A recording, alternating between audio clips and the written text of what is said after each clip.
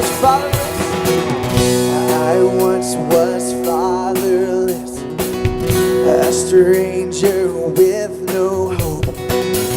Your kindness wakened me from my sleep.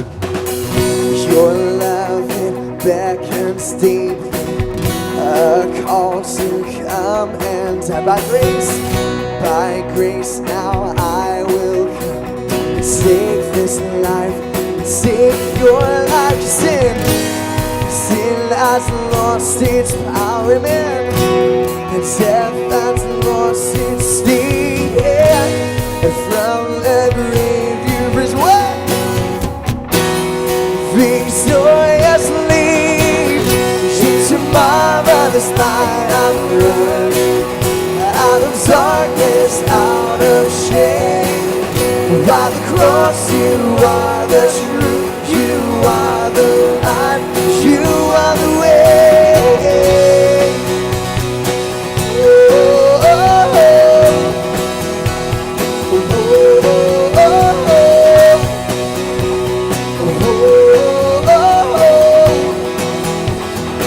See, my dead heart now is beating.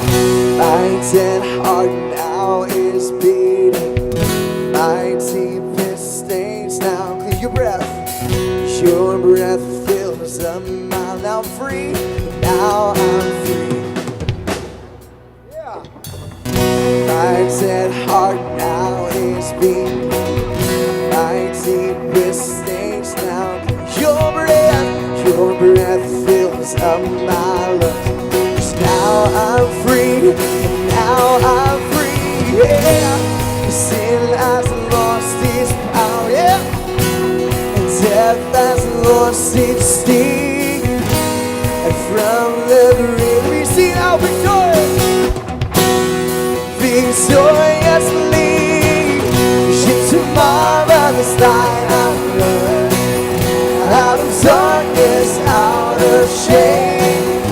By the cross you are the truth, you are the light, you are the way. Into marvelous light I'm running, out of darkness, out of shame. By the cross you are the truth, you are the light, you are the way.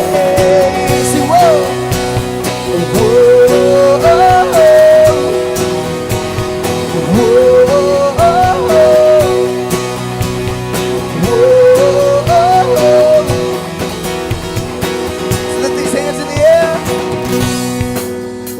My hands and spin around.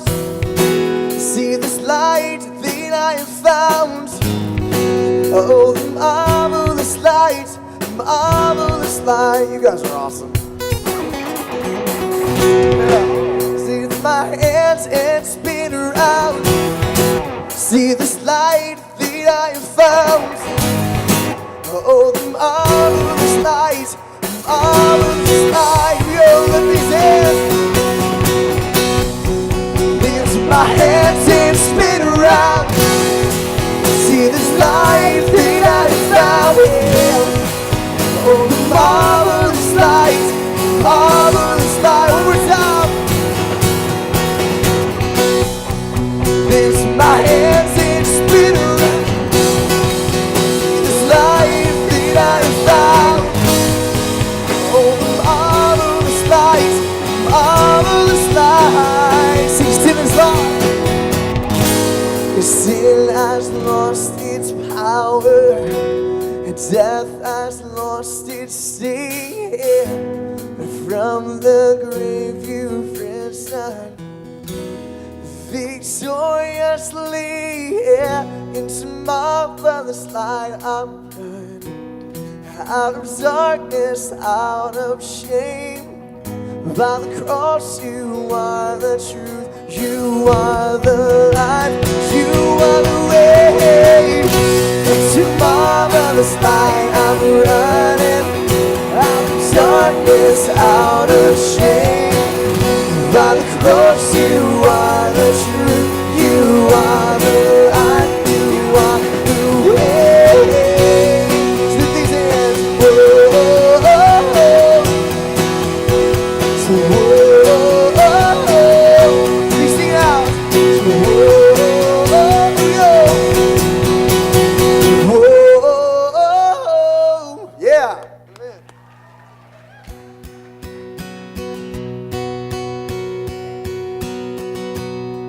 even though I walk through the valley of the shadow of death, your perfect love is casting out fear. And even when I'm caught in the middle of the storms of this life, I won't turn back. I know you are near. I will fear no, and I will fear no evil, for my God is with me. And if He's with us, and if my God is with me, then we have no one to fear. Whom then shall I fear? Whom then shall I fear? Never let go. Sing, oh no, you never let go. Through the calm and through the storm, oh no, you never let go. Through every high and every low, oh no, you never let go. Lord, you never let go of me. Amen. See a light that is coming for the heart that holds on. A glorious light beyond all compare. There will be an end. There will be an end to these troubles, but until that day comes, we'll live to know you here on the earth. I will fear no, and I will fear no evil, for my God is with me. And if my God is with me, then whom shall I fear? Whom shall I fear? Sing it, oh no, you never let go. Through the calm and through the storm, oh no, you never let go. Through every high, every low, oh no, you never let go. 'Cause Lord, you never let go of me. Yeah. I can see a light. I can see a light that is coming for the heart that holds on. There will be an end to these troubles, but till that day comes, still I will praise you. Still I will praise you.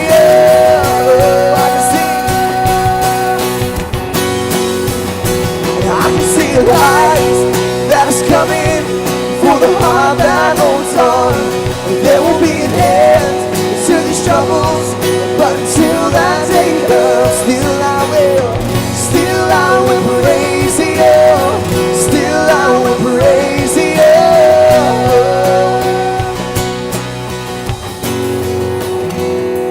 So this is like my favorite part of this song, man, because this is such a statement. Don't you guys agree? It's like a statement of our faith here, you know? So we're saying, God, I can see a light that is coming, even through the hard times that we face, the difficult times, the pain, and even through the great times. It says in every high and every low. And so we're saying, I can see a light that is coming for the heart that holds on, man. That's us believing in faith that God's going to come through for us. Amen?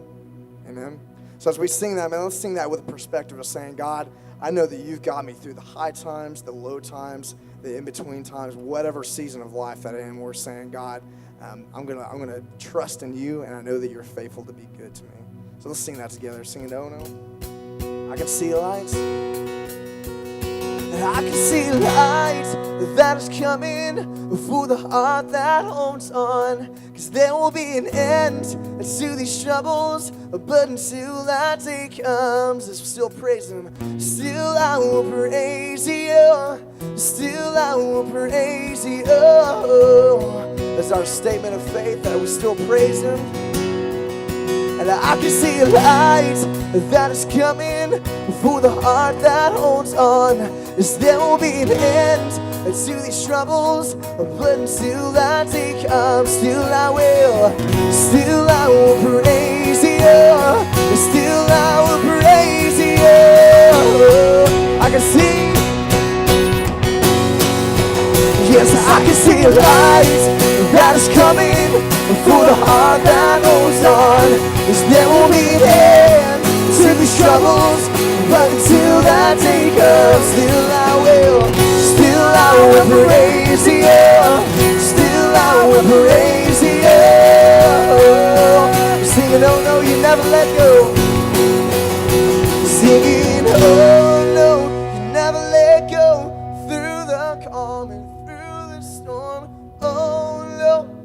never let go. Every high and every low. Oh no, you never let go. Lord, you never let go of me. You never. 'Cause Lord, you never let go of me. And Lord, you never let go of me.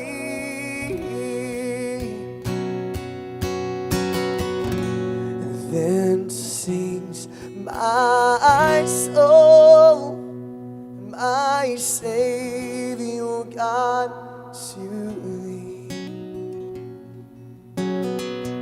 How great thou art, how great thou art. Then sings my soul, my Savior God, to thee. How great thou art, how great thou art. So I want to teach you this chorus, and I think it just testifies to what we just talked about, that God is faithful. And this is a powerful song, so I just want you to sing this out with me. It says, never once did we ever walk alone. Just sing that with me. Never once did we ever walk alone. Never once did you leave us on our own. 'Cause you are faithful. God, you are faithful. Sing that with me again. Never once. 'Cause never once did we ever walk alone. And never once did you leave us on our own. God, you are, 'cause you are faithful. God, you are faithful.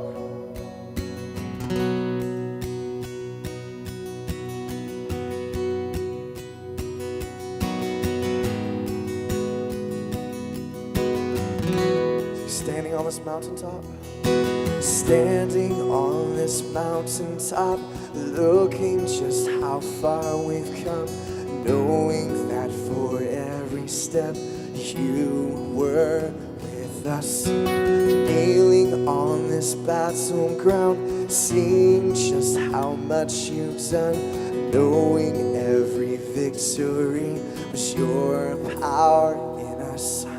Scars and struggles on the way, but with joy our hearts can say, yes, our hearts can say that never once did we ever walk alone. Never once did you leave us on our own. 'Cause you are faithful. God, you are faithful. Standing on this mountaintop, looking just how far we've come, knowing that for every step you were with us, kneeling on this battleground, seeing just how much you've done, knowing every victory was your power in our scars and struggles on the way, but with joy our hearts can say, yes, our hearts can say that never once did we ever walk alone. Never once did you leave us on our own. 'Cause you are faithful. God, you are faithful. Never once did we ever walk alone. Never once did you leave us on our own. 'Cause you are faithful. God, you are faithful. You are faithful. God, you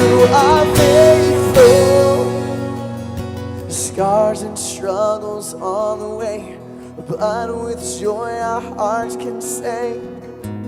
Never once did we ever walk alone, carried by your constant grace, held within your perfect peace. Never once did we ever walk alone.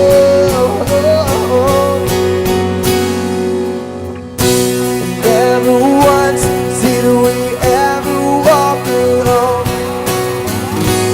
Never once did you leave us on our own. 'Cause you are faithful, God, you are faithful.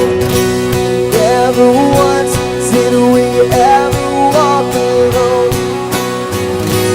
Never once did you leave us on our own. You are faithful, God, you are faithful. You are faithful, God, you are faithful. You are faithful, God, you are faithful. Sing that with me. You are faithful. 'Cause you are faithful, God, you are faithful.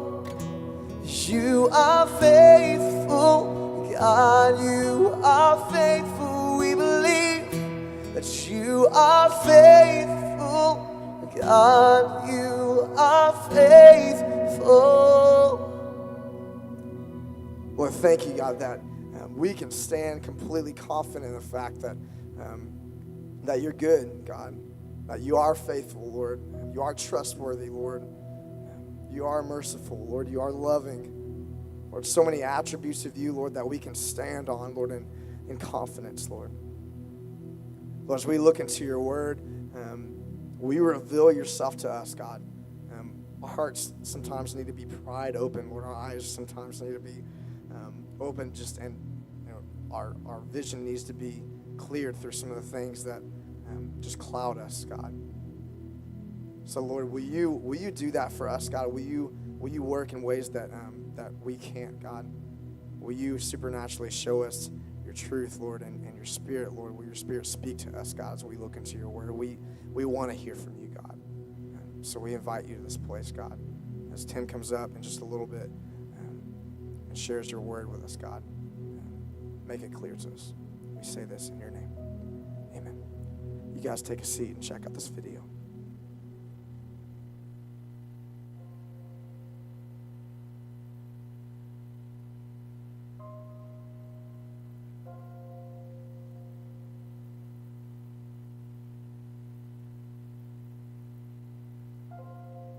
Our deepest fear is not that we are inadequate. Our deepest fear is that we are powerful beyond measure. It is our light, not our darkness, that most frightens us.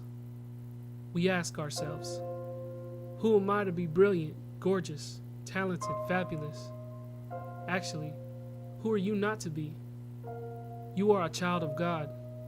Your playing small does not serve the world. There is nothing enlightened about shrinking so that other people won't feel insecure around you. We are all meant to shine as children do.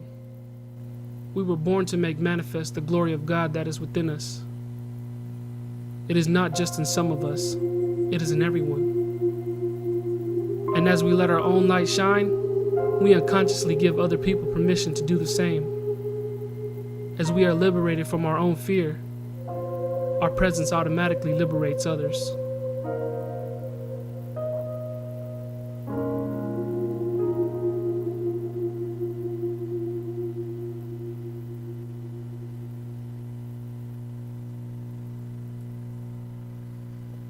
For many years, I was, I say many, like 4. I'm 30, and so 4 years is a long time in my life, more than a tenth of my life. For a few years, I served as the college pastor at a church in Abilene called Aldersgate United Methodist Church, and whenever we got to Abilene in 2005, Erin and I had made the distinctive decision that we would not be involved in ministry for at least 6 months, and yet we found ourselves in the pews at Aldersgate one August Sunday morning, with 200 college students from McMurray University's football team sitting behind us, and the Lord began to knock. on our hearts. We looked at each other, and that week I ended up in the pastor's office and said, hey, I'm here, I'm available if you want us to serve these college students, because the church didn't have any college ministry. And so we began to meet with a group of students in an old abandoned house. We had like rat problems where we had to evacuate one time. I mean, it was just this old house that the church owned about a block from Aldersgate. And we began to meet with this group of college students from across the street. And we called this community the Oaks, all right, from Isaiah 61. There was a student there named Kelsey Heinrich from Carlsbad, New Mexico. And Kelsey was an incredible person. You guys know those people that just whenever they walk into a room, like they really light it up and everyone's eyes are on them. Kelsey was beautiful, and she had a voice that was just incredibly moving.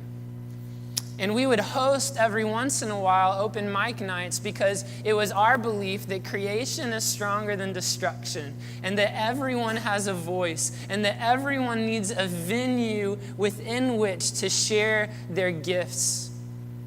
In other words, to let the light of God that God placed within them shine out of them. And so we hosted open mic nights. And we had students that would come and do comedy routines. We had students that would come and bring like a ceramic thing that they created in art class and like put it on a stand, and we'd all sit back and go,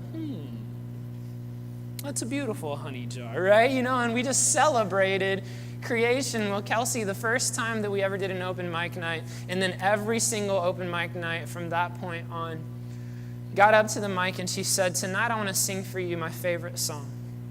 She said, well, this little light of mine, I'm gonna let it shine. Oh, this little light of mine, well, I'm gonna let it shine. Well, this little light of mine, well, I'm gonna let it shine, let it shine, let it shine, let it shine. And then she invited us all to sing. She said, sing with me. This little light of mine. Sing it out now.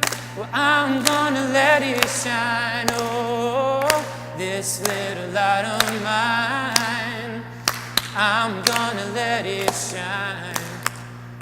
This little light of mine, well, I'm gonna let it shine, let it shine, let it shine, let it shine. Then she said, sing that last part again. Let it shine, let it shine, let it shine. Then she said, sing it with a little soul. Let it shine,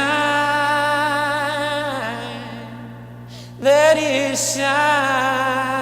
Y'all can do better than that. Come on. Let it shine. And then she did all this fancy stuff, right? Every single time we met as the Oaks from that point on, for the 4 years that I was there, we sang at the end of our time together that song. We would gather in a circle, and if you had a guitar, you brought it. If you played the harmonica, you played it. We even had a dude one time that had a washboard, and he played that. And so we just, at the end of our time together, every single Sunday night, we would celebrate the reality of the light of God within us. Gregory Boyle moved out to LA to become the priest at a parish called St. Dolores Parish in inner city LA.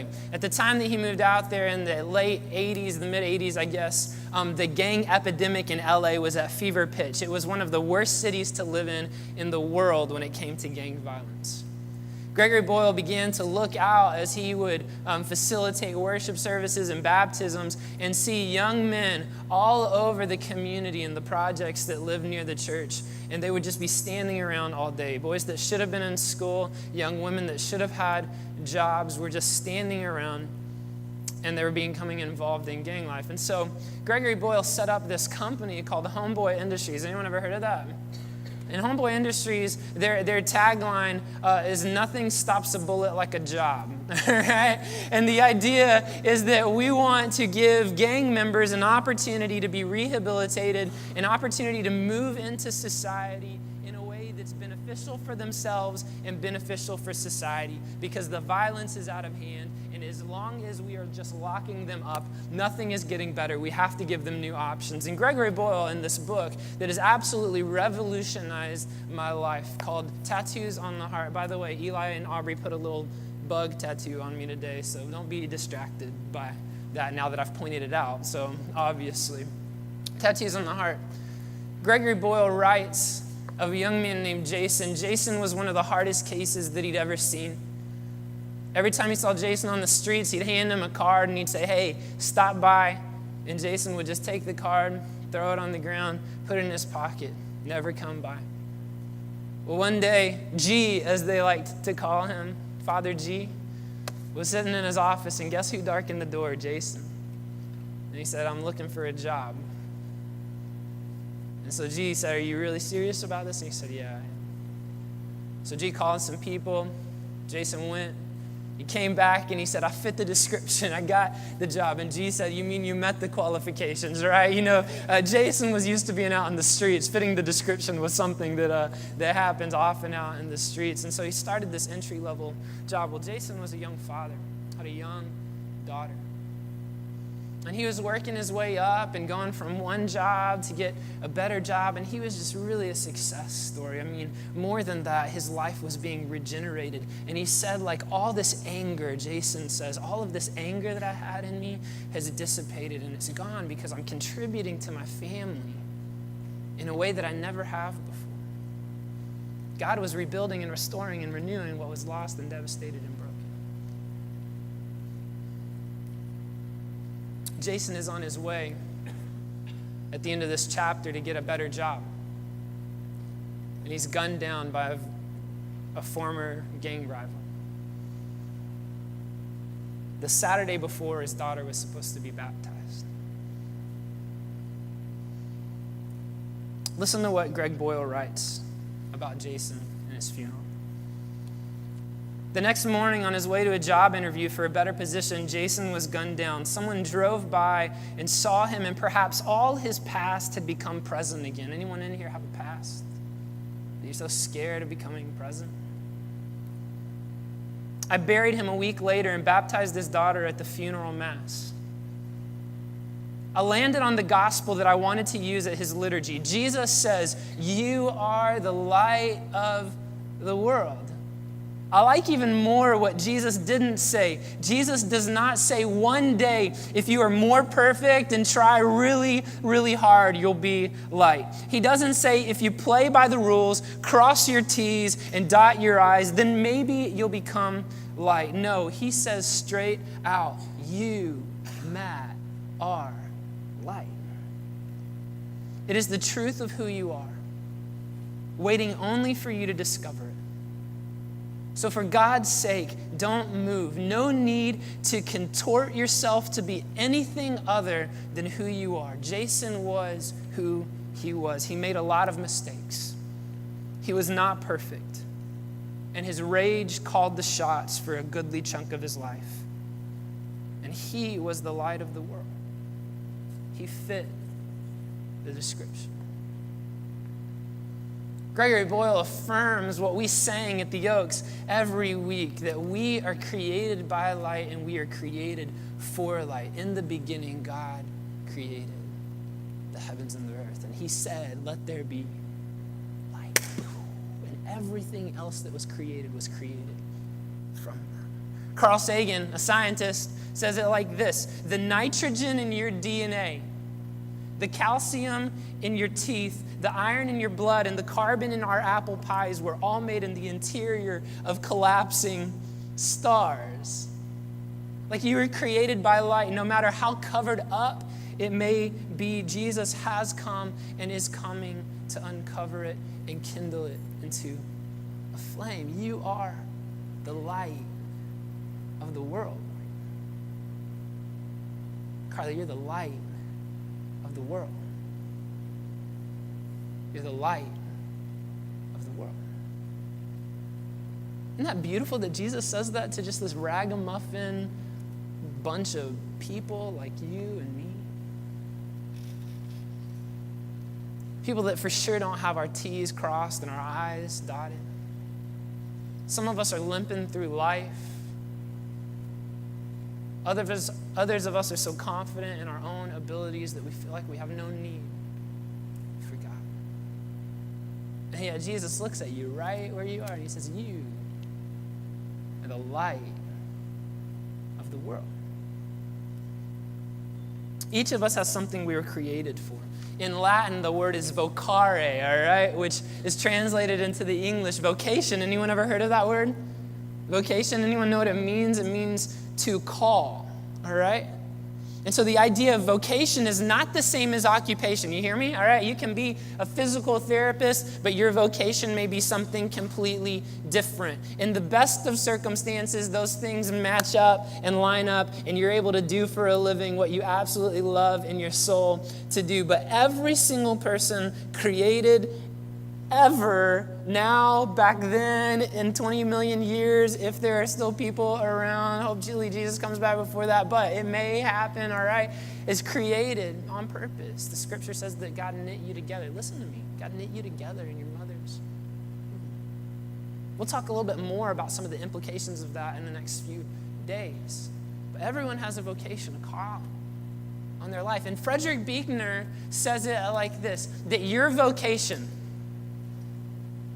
is where your deep gladness and the world's deep hunger meet.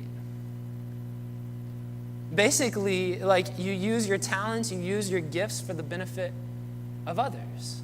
Like this is what it means to have gifts. This is what it means to be talented. This is what it means to have a vocation, a calling on your life. And so tonight, as I was preparing, all I could think of was some stories of people I know who are letting their light shine before men, who heard the call of Jesus, you are the light of the world. You are the light of the world. Before all the T's are crossed, before all the I's are dotted, before all your ducks are in a row, you are the light of the world, and they responded to that. And so I want to share their stories with you tonight. Does that sound good? I had the opportunity to go to India last year, and we took a student with us from McMurray, and her name was Kiki Williams. Now, Kiki Williams is crazy, all right? She's a pre-med major, and she is absolutely insane, all right?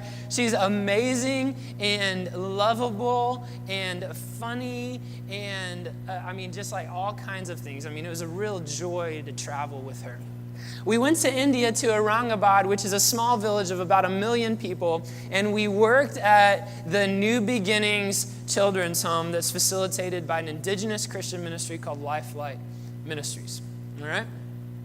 And so at New Beginnings Children's Home, there are all these children who are either orphaned or whose parents cannot take care of them. Some of them have absolutely tragic stories. Some of them have seen their mothers lit on fire by their drunk fathers. Some of them have seen their families perish in some incredibly horrific ways.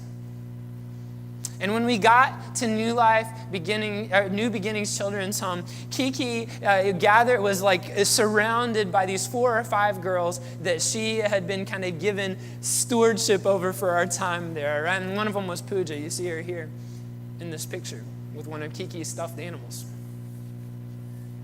Well, as soon as she got there, of course, Kiki got the camera out, right? Because that's what you do whenever you're surrounded by new friends, right? You get the camera out, and there's a language barrier, and so all these little girls are like grabbing the camera and taking pictures and all. And Kiki began to notice that Pooja was staying outside of the perimeter of the camera all the time. And Kiki would motion to her, and she'd say, Pooja, come on and get in the picture. And Pooja would say, no, I'm not beautiful. No. And Kiki would walk up to her, and she'd grab her face, and she'd say, Pooja, you are beautiful. You're beautiful. And Pooja would move her hand, and she would say, no. This went on for days. Kiki taking pictures of all of her girls, and the whole time Pooja is outside of the scope of that camera. And every time Kiki would invite her in, and every time Pooja would say, no, I'm not beautiful. Well, Wednesday came, and Kiki began to notice that Pooja was kind of like edging her way into the camera. Back out. And then she'd walk up to Kiki, And she'd say, "Let me see, Dee Dee, let me see," which Dee Dee is like big sister. And so Kiki would go back to that picture, and Pooja would point at herself, and she'd say, "Beautiful, Dee Dee, beautiful." We don't have to move to inner city LA and start Homeboy Industries to live out our vocation, to let our light shine before men. Sometimes it means signing up for a trip and going all the way across the world to remind one little girl that she is beautiful. And in that moment, Pooja was not the only one whose life was transformed, but Kiki realized that to let her light shine, to be the light of the world, meant for her to simply remind somebody, anybody, that they're a beautiful creation of God. Kiki let her light shine before men.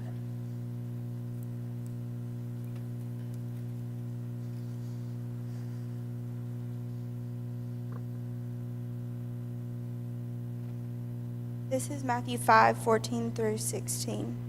You are the light of the world. A town built on a hill cannot be hidden. Neither do people light a lamp and put it under a bowl. Instead, they put it on its stand, and it gives light to everyone in the house. In the same way, let your light shine before others, that they may see your good deeds and glorify your Father in heaven. So the first time I went to chapel at McMurray University, I noticed that as the band played, there was an old gentleman, and he was standing on the side of the stage.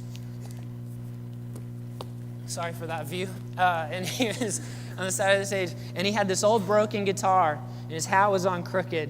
And as the band played, he would strum this cacophonous-like sound on his guitar, right? And he would look around, and he would sing. Later on, I began to know that this is a man named Coach Neil. We have a picture of Coach. Coach is always at McMurray. Anytime I'm there, Coach is there. Or if he's not there, he's calling our office. One time he called my house, and he left how many messages, Aaron? 27 messages on my phone. And the funniest one was where the person at the facility where he lives with some other adults with disabilities said cheese balls are ready, and he just like dropped the phone and like ran to cheese balls. I was like, Coach, I get it, man. I'm with you, dude. I would drop a conversation with Obama for cheese balls. I'm down for that. And so Coach Neil is always there. Now, to most people, like Coach Neil is one of those people who suffers from attention deficit because no one pays attention to him. And yet, whenever you take the time to really get to know him, like you realize that this is a modern day saint. Jessica, who works in our office, her desk is full of paintings that Coach Neil has painted for her. Paintings of war hawks, paintings of elves at Christmas, paintings of witches and werewolves and pumpkins at Halloween, pictures of all kinds of things that you can matter, pictures of crosses and Jesus and eagles, and whatever the occasion calls for, Coach Neil pulls a piece of paper out of his pocket and he gives it to Jesser and puts it on her desk. And she puts it on her desk. Coach Neil is one of the most encouraging people that I know, and yet so many people pass through life without ever taking the chance to know him because he's different, he's unique. And listen to me, Coach Neil, not in spite of his disabilities, but in some ways because of what we consider disabilities, has a capacity to love and encourage and show compassion for people that many of us in this room lack. Every time Coach Neil comes into my office and asks me how I'm doing, and wears his Warhawk band and does his Warhawk, right? Like my heart sings. And I'm reminded that faith, like a child, is exactly what Jesus calls us to. Coach Neil, he lets his light shine before men.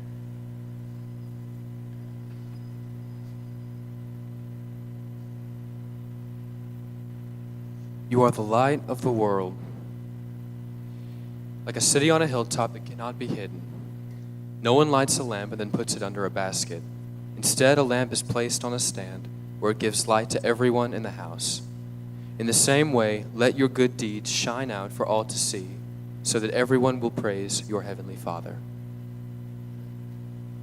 So this week I made an acquaintance, but hopefully it'll turn into friendship. I want to invite Marcus to come up on stage. Marcus has been kind of hanging out back here, but yesterday whenever the band arrived, I had the privilege of spending some time with them as they got everything set up, and Marcus was one of the first ones that I had a conversation with. Marcus is in school. What's the name of the school that you're at? Lee University, and Marcus is studying piano. He's a piano major. Sorry about that. I went to the front of the speaker. Marcus is a piano major. And I don't know if you've heard during worship what he adds to the texture of the song. But I'm just so impressed whenever somebody utilizes a gift that they have in order to benefit other people. And so I've asked Marcus to just play a little bit on the piano for us tonight and to let his light shine before men.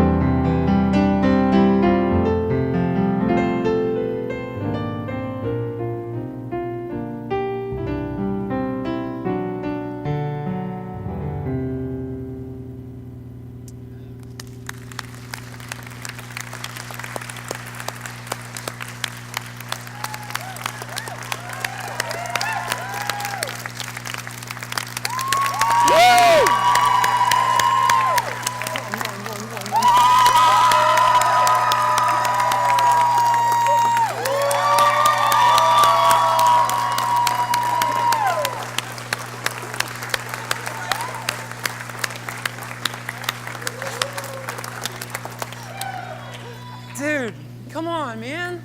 Not everyone in here can do that. I'm serious. Not everyone in here can do that. And yet, Marcus, in a very unique and poignant and simple way, is letting his light shine before men. We have a friend back home named Logan, and he's like not the most spiritual dude in the world, and he plays drums. And whenever he plays drums, like he can talk, like he's intelligent, and we have good conversations, but nothing compared to whenever he's playing music. I mean, he gets on those drums and his face lights up, and Aaron does this really great. He's just like jamming. And there are days whenever he may not smile to me, and yet he gets behind that drum kit, and it is just absolutely beautiful. I don't know the language of your heart or what talent or gift you have, but I know one thing, and that's that Marcus is letting his light shine before men.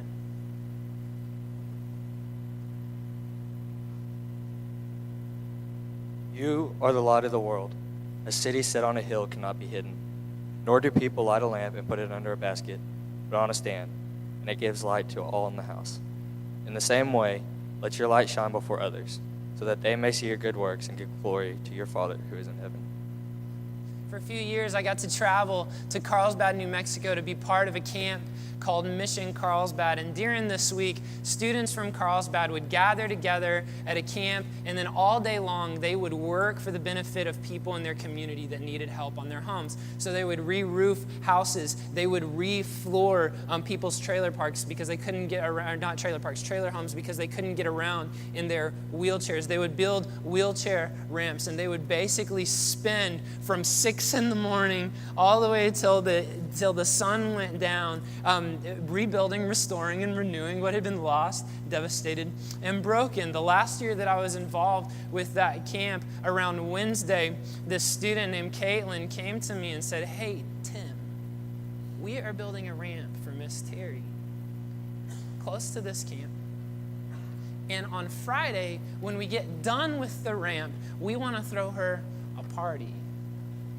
So that she comes down the ramp, there's going to be like a red line, like a red tape and everything, and she's going to come down, we're going to be cheering her on, and we want you to come. And I was like, "Party? I'm coming. I'm going to be there, all right?" And so I show up on Friday. Now, Terry had lived in her home as a homebound person for 4 years. The porch on her trailer home was higher than the stage, and the only time that she ever got to leave was to go and see the doctor.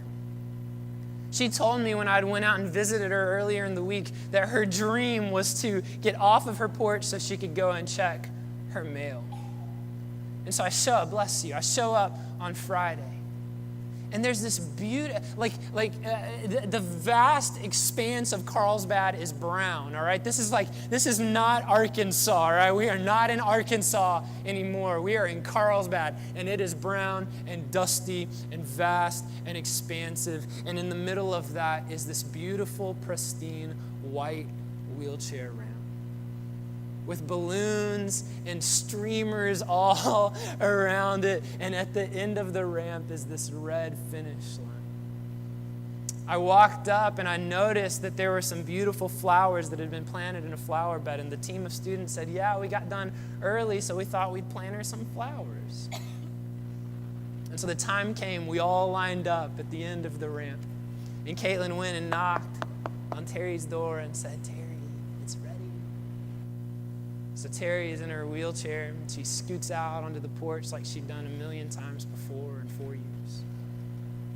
She turned to the left, and she stopped at the end of that ramp. She took a deep breath, and we said, "Terry, Terry, Terry, Terry." And she begins to go down that ramp. She stops where the ramp turns and that flower pot is, and she stops, and tears stream down her face, and she throws her hands in the air, and she says, "Jesus, thank you for sending these angels my way."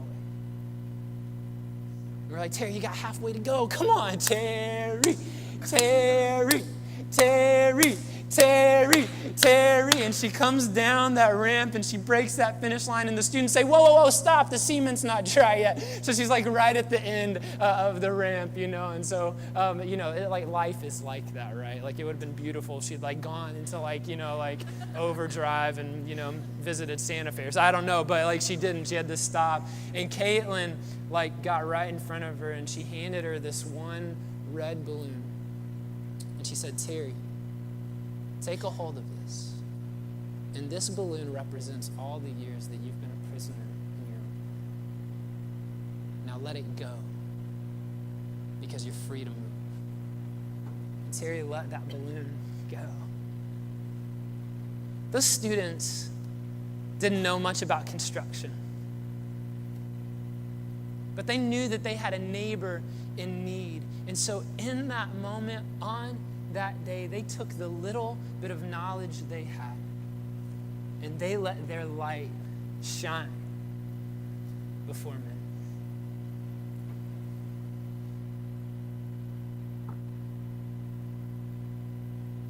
This is Matthew 5:14-16 in the Message.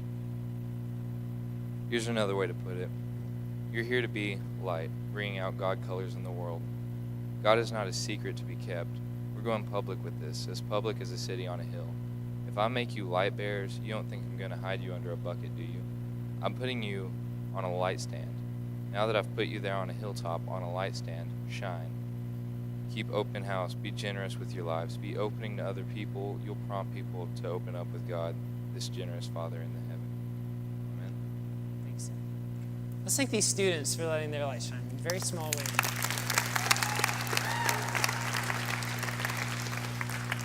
I want to wrap up tonight by telling you a story about my friend Anthony. We have a picture of Anthony that I pilfered off of his Facebook wall. It's the one with Darth Vader. There he is, yeah. Everett, I see you have constructed a new spaceship. Son, your skills are completed. Anthony is like that. He's like this very quiet, soft-spoken guy, and yet he's absolutely hilarious because he puts stuff like that out for the world to see. Anthony was one of those students that was involved in the Oaks, and Anthony, from the very first time I met him, just had the spirit about it. Anthony had a speech impediment, so he didn't talk very much. Because most of the time whenever he talked, people would try to finish his sentences for him. People would try to figure out and decipher what he's going to say and not let him say it. And from the very first moment that I met him, I knew that Anthony was different because he spent his life around people with disabilities. He worked at a group home for many, many years, and he went through school, paying for school like that. He could have worked anywhere. He's that smart, and yet he chose to work there. And he'd bring the whole group to church. And so it was lively at church at Aldersgate in those days. I mean, they would clap. We weren't supposed to clap in church. They would clap. And Anthony the whole time was just right there with them. Anthony went to school to become a nurse. And one time I was like, Anthony, you're working in a hospital and you're not even a nurse. You can't even give injections. And so basically your job is to wipe people's backsides, all right? And I was like, I don't know how you do that, right? This is shame on me, right? And he just looks at me. And he says, Tim, if I didn't do that, those people would be sick. They could even die because they could get an infection if I wasn't there. Anthony, this whole time that I've known him, has had a singular focus of bringing healing to the most vulnerable in society. And you want to know what his job is now, where he works now? He's a nurse practitioner out at the prison near Abilene. And he spends his day with people that the world has relegated to darkness and lostness and hopelessness. And he spends his time with them, lovingly walking them down a path toward healing. It's simple. He has a skill set and he uses it to benefit the most vulnerable in society. He has things that he learned in school and he uses them to benefit others. He had a heart, he had a passion, and so he went to school for it, and now he's doing it. And I don't know any of the people that go and see him on a weekly basis, but this thing I know, that when they are in the presence of Anthony, they are in the presence of somebody who is letting the light of God shine through him. One time Anthony was speaking at the Oaks, and he was speaking about this passage that was so beautifully read. Jesus says, you are light on the hill. Don't hide your light under a bushel or under a bowl, but rather let it shine. And he said, this light in here, it's not screaming down at us, hey, I'm a light. Did you know that? You can see because of me, I'm a light. Did you know, hey, I'm a light, I'm a light, I'm a light, I'm a light, I'm a light. You know, it's like the lights don't sing and tell you they're a light. They just do what they're created to do. And in the same way that these light bulbs are not shouting at us, but they're just doing what they're created to do, you are created to shine. You are created to allow the light of God to burst forth from you and bring hope to the hopeless, to bring love to the unlovable, and to bring healing into this world. Mother Teresa said it like this. Dude, I quote her a lot. She says, we do no great things Don't we think about great things when we think about people that let their light shine? No, like we have Coach Neil, we have Kiki, we have the students at Carlsbad, we have Anthony, we have Marcus, we have these students who have gone before us and are walking with us, showing us the way. Prophets of light in our midst. And Mother Teresa says we do no great things, only small things with great love. Did you hear that? Did y'all hear that in the back row? We do no great things, only small things with great love. So I'm going to invite Kyle and the band to come up here. And we're going to have a time of reflection tonight. And it's going to be kind of specific. I found this poem recently that really seems to highlight the words of Jesus, the words of Carl Sagan, the words of Marianne Williamson, that the light of God is within us and that it's there to shine, right? And so I want to read this poem for you tonight. It's kind of a way to move us into a time of reflection. Do you ever feel like a plastic bag drifting through the wind, wanting to start again? Do you ever feel so paper thin, like a house of cards, one blow from caving in, right? Do you ever feel already buried deep, 6 feet under, scream, but no one seems to hear a thing? Do you know that there's still a chance for you? Because there's a spark in you. You just gotta ignite, right? The night and let it shine.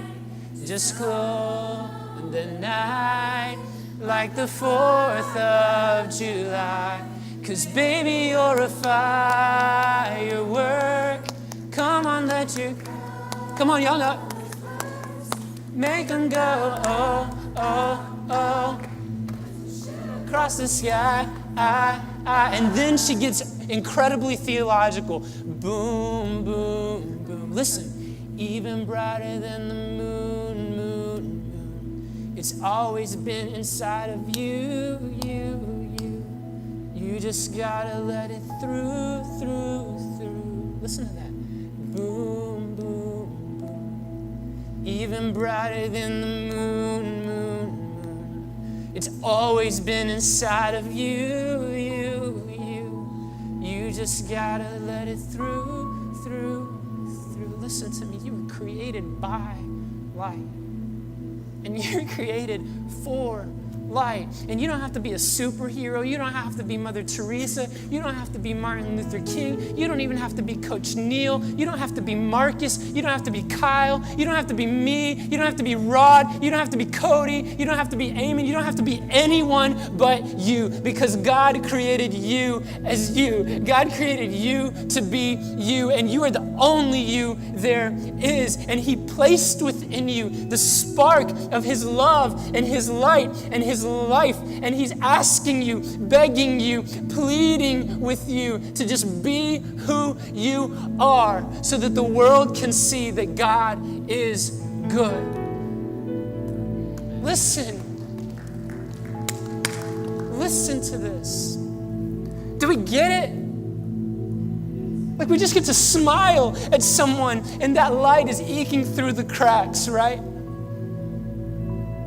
A kind word is sometimes enough. If that's all you can muster is this, then do it, all right? Like if all you can muster is to give $2 to the students that are raising money to help people wherever they are, then do it. Like you know who you are, so just be you. And if anyone comes at you and anyone tells you anything different, then you say boom, boom, boom, even brighter than the moon, because it's always been inside of me, and someday you're gonna see, because I'm a firework, and the Spirit of God, the light of God's love is in me, and I can't hold it in because it's too big, it's too vast for that. Listen to me, church, because you are the church. If we want to see healing in our world, then we just got to be who we are. And that's the beloved children of God. created to make manifest the presence of God in this world. And so tonight as we sing, I want to invite you to contemplate what that light that is that shines within you. You can come to the altar, you can lay it down, you can find your youth minister and get prayer. You can find me and say, this is the light that shines from me, and we can celebrate together. Listen, Kaylee back here, Kaylee, can you wave? Kaylee is one of the most fantastic people that I've met in recent history, because from day one, she's come up to me and she's introduced herself to me, and she has invited me to be her friend in a foreign land. And she showed me this beautiful art that she's created, and it's art that only she can create. Boom, boom, boom. Even brighter than the moon, moon, moon. It's always been inside of you. You just gotta let it through. Let's let it through tonight, amen? Let's let it through tonight, amen?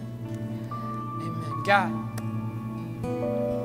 you have placed your light and your love inside of us, not for our own benefit, but for the benefit of humanity. Teach us what it means to do small things with great love. Set us free to be who you've created us to be. And we thank you that you showed us the way, Jesus. By loving the poor, by nursing the sick back to health, and by shining your light into the darkness of our souls, so that we might shine our light into the world.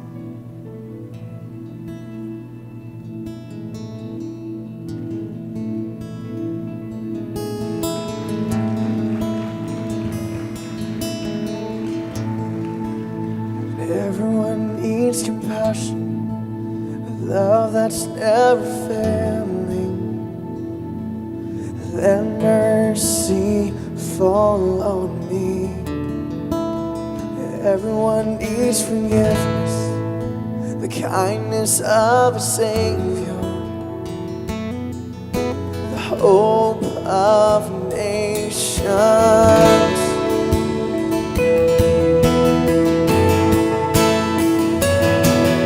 The Savior, He can move the mountains, and my God is mighty to save. He is mighty to save. Forever, author of salvation, He rose and conquered the grave. Jesus conquered the grave. Take me, I should find all my fears and failures. Fill my life again. I give my life to find everything I believe. Now I surrender, now I surrender. So I surrender all to you, God. You are my Savior. He can move the mountains. My God is mighty to save. He is mighty to save. Forever, author of salvation. He rose and conquered the grave. Jesus conquered the grave. So shine your light. Shine your light. Oh, we'll sing, for the glory of the risen King, Lord, our Jesus. Shine light, let the whole world sing. We're singing for the glory of the risen King. You are my Savior. He can move the mountains, my God. My God is mighty to save. He is mighty forever, author of salvation. He rose and conquered the grave. Jesus conquered the grave. Oh, He's mighty.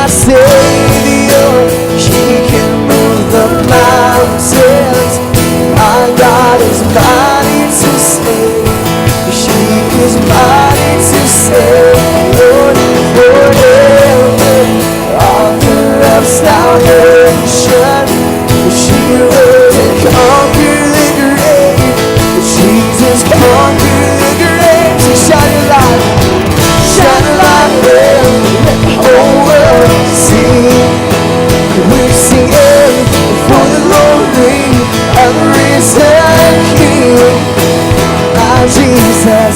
Shine a light up, let the whole world see. We're singing for the glory of the risen King. Oh, 'cause He's my Savior, He can move the mountains. My God is mighty to save. Forever, author of salvation, He rose and conquered the grave. Jesus conquered the grave. My God, He conquered the grave. Jesus conquered the grave. My God, He conquered the grave. Jesus conquered the grave. Amen. So when I think about somebody who really lets their light shine, I'm always drawn to who King David was in the Bible, And if you know the story of David, here he was like this small kind of puny guy, and I can relate with that because I'm pretty small. And he played music too, so I relate with David, and he's an emotional wreck, which I totally am a lot of times too, So, but I see King David. If you know the story of King David, he was just really, an insignificant person when it came to the world's eyes, But he was chosen, man, for a great purpose, just like Tim was talking about earlier. And the difference between David and most people was, even when he came up to King David, like all these bigger guys and all these people who are probably much more trained and able, in their own strength, weren't willing. They weren't willing to let God use them. They weren't willing to really let those imperfections out, and say, man, God is able even in my weaknesses. But David said, you know what? I'm this small kid that I train. I take care of cattle. That's what I do, and I sit out in the field all day and I play my harp. That's all I do. But he said, man, I'm totally willing, God, whatever it is. And he stepped up. And so this next song we're gonna share with you is a psalm of David, and he's basically just crying out to God. He says, God, you know everything about me. You know the depths of who I am. You made me. You created me in my mother's womb. And he says all this, and he says, God, will you search everything I am? Will you know everything I am? And so he kind of goes through this progression in Psalms 139 where he says, you know everything about me. And then at the end he says, search me, God, know me. And so really it's him confessing that he's saying, God, I know that you already know everything about me, but I just want to be honest with you and say I want to let you in. And so this song is really just that prayer, and that for us is for us just to be honest with God, saying, God, will you know everything about me, and I want to lay it all before you, because really there's no hiding from you anyways. So you guys sing this with me. So search me.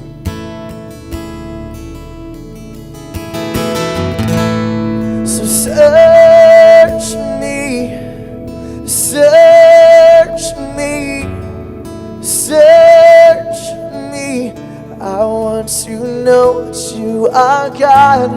So know me, so know me, so know me. I want to see that you are God.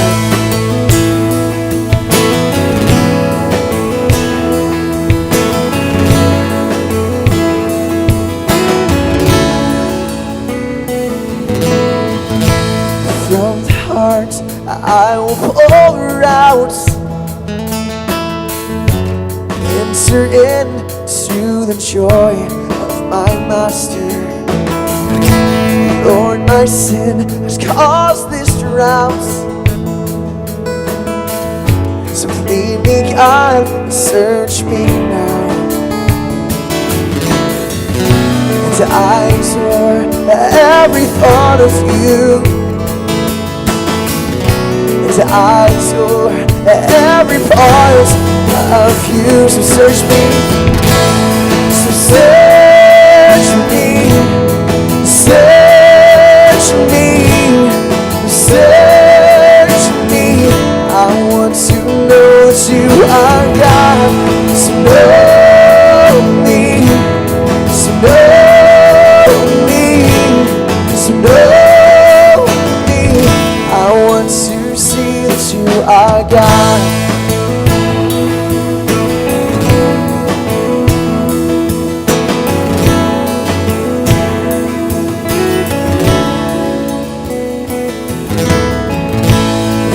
I speak, you see my mind. And in my grief, you satisfy. If I flew beyond the west and east, you would help me, God, yes, you would lead. As I adore every thought of you, as I adore every part of you. So search me, search me, search me. I want to know that you are God. So know me, so know me, so know me. I want to see that you are God. You're God among us, you're God between us, you're God inside us. Oh, I wanna go. You're God among us, you're God between us, you're God, you're God. Search me, search me, search me. I want to know that you are God. So know me, so know me, so know me. I want to see that you are God. So search me, search me, search me. I want to know that you are God. So know me, know me, so know me. I want to see that you are God. Father, man, if we're honest, that's really a very vulnerable prayer for us, God. But I believe with everything in me, God, God, that is the starting point for us, Lord. We're talking about shining our light, Lord, let it be the edification of people around us, using our gifts, Lord, for your greater glory, God, for your greater purpose, Lord. God, those things don't start, Lord, really until, God, we realize that, God, we've got to be completely honest with you, Lord. We've got to be transparent with you, just like David was. Lord, then you start revealing those things, those gifts, Lord, that really set us up for the life that you meant us for. So, Lord, we're challenged, Lord, and we ask that you would prompt us with those things, Lord. We want to be transparent. We want to be real with you, God. So we ask that you would help us with that, God. We thank you for letting us worship you, God. Thank you for my friends here, God. I want to say all this in your name, God, because we're worthy. You are worthy. Amen. You guys can take a seat.